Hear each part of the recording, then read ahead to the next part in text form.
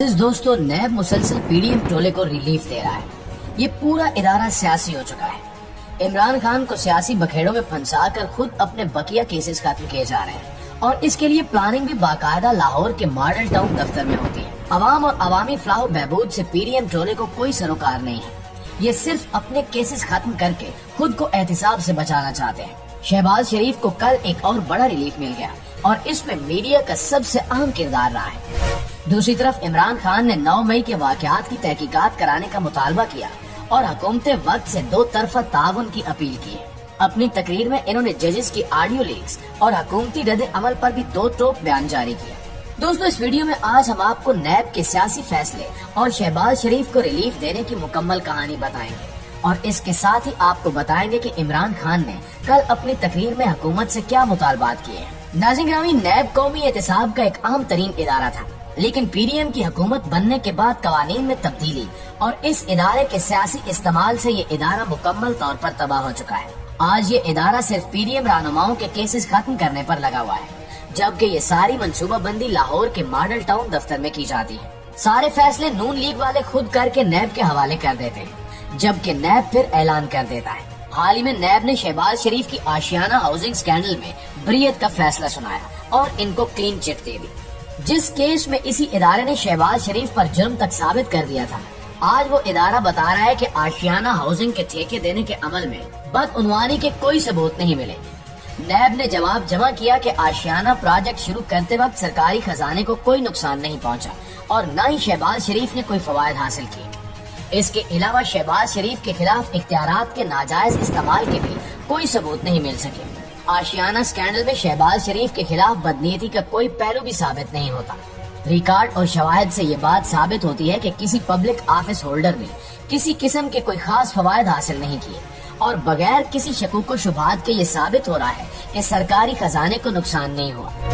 ایسا لگتا ہے کہ یہ کوئی تحقیقاتی رپورٹ نہیں بلکہ مدح سرائی کی نظمیں ہیں جو نیب نے حکومت وقت کو خوش کرنے کے لیے لکھی ہیں.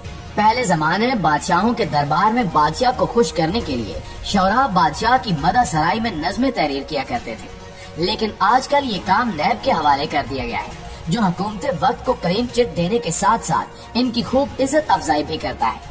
اور یہ بات ثابت کرنے کی کوشش کی جاتی ہے کہ یہ سارے دودھ کے دھلے ہیں اور اگر کرپشن ہوئی ہے تو عوام نے کی ہوگی. حکمرانوں نے آج تک کوئی پیسہ نہیں کھایا. صرف یہی نہیں بلکہ ان بادشاہوں کے وزیروں کو بھی بخشا جا رہا ہے. نیب کی رپورٹ کے مطابق کامران کیانی نے بھی سرکاری خزانے کو نقصان نہیں پہنچایا. فواد حسن فواد نے ٹھیکہ دلوانے کے لیے کوئی رشوت نہیں لی. جب ایک ملک میں احتساب بیورو کا یہ حال ہو تو باقی ادارے کیا خاک کام کریں گے؟ یہاں بحث اسی کی ہوتی ہے جس کے پاس لاٹھی ہو. پی ڈی ایم والوں کے پاس تو لاٹھیاں ہیں جس کا استعمال کرتے ہوئے انہوں نے آج تک صرف اپنے کیسز ہی ختم کرائے ہیں.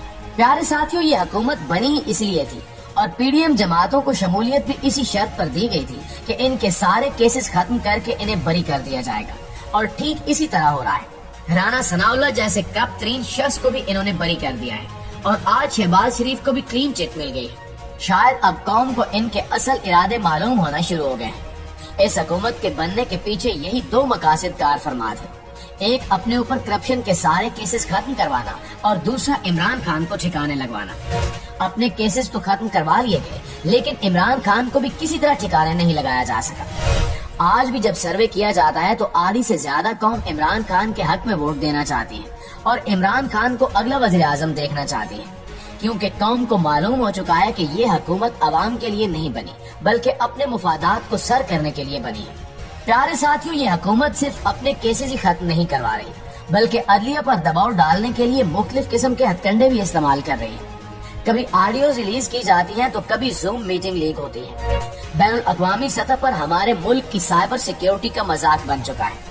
اب حکومت نے ان آڈیو لیکس پر 3 رکنی جوڈیشل کمیشن تشکیل دے دیا ہے.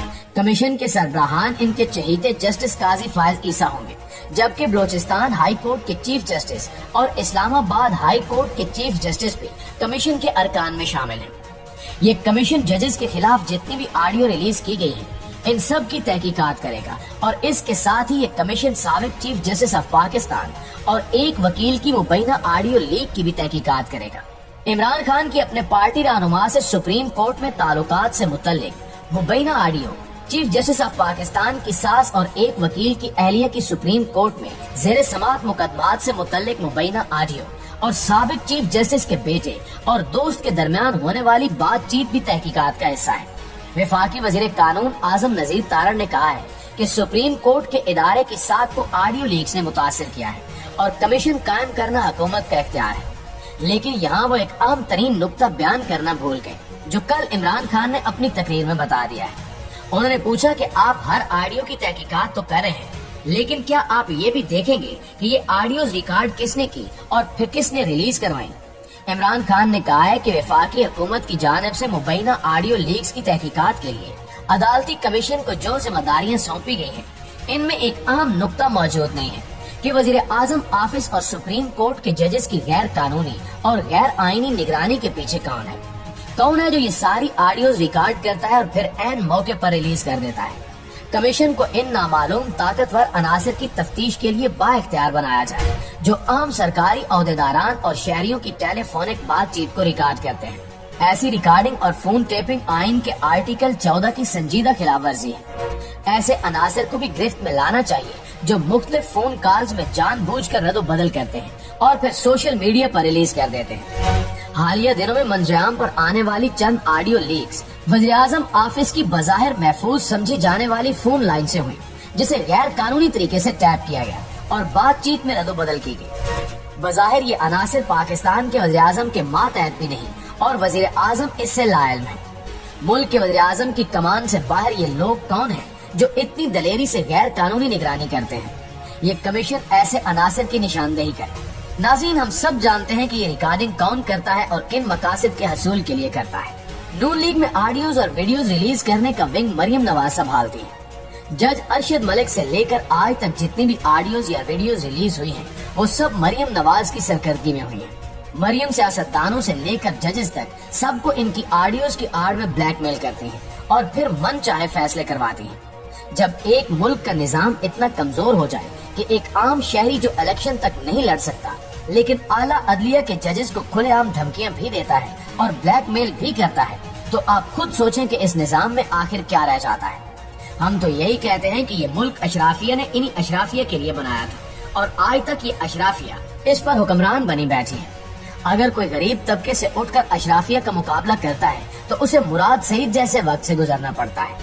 دعا ہے کہ اللہ تعالیٰ پاکستان کے حق میں بہتر سے بہتر کرے۔ آمین ثم آمین۔